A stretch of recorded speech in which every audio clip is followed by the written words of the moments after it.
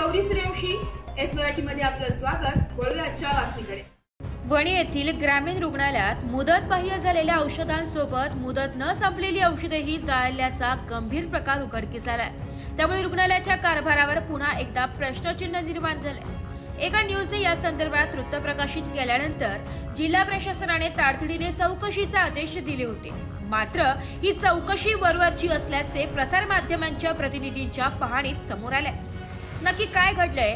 दिनांक 5 ऑगस्ट रोजी वणी ग्रामीण रुग्णालयाच्या आवारात मोठ्या प्रमाणात मुदत बाह्य औषधे उघड्यावर जाळून त्यांची विल्हेवाट लावण्यात आल्याचा प्रकार घडला होता।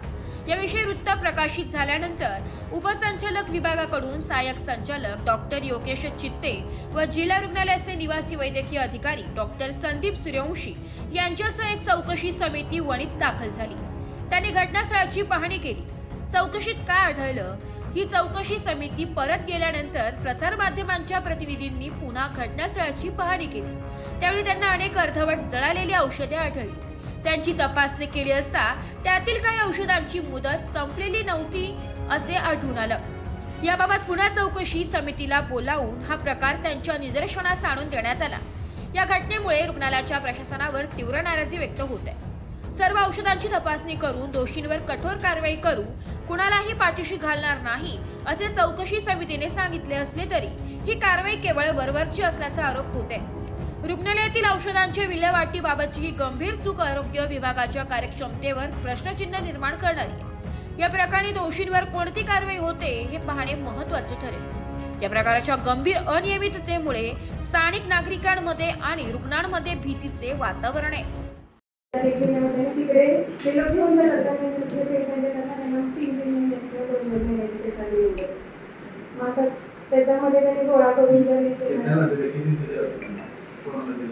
ते जे असतात ना वॉचमॅन तेच येतात त्यांची केस पेपर करून ते काय म्हणतात एक बॉक्स त्यामध्ये आम्ही सगळ्यांना ते करतो।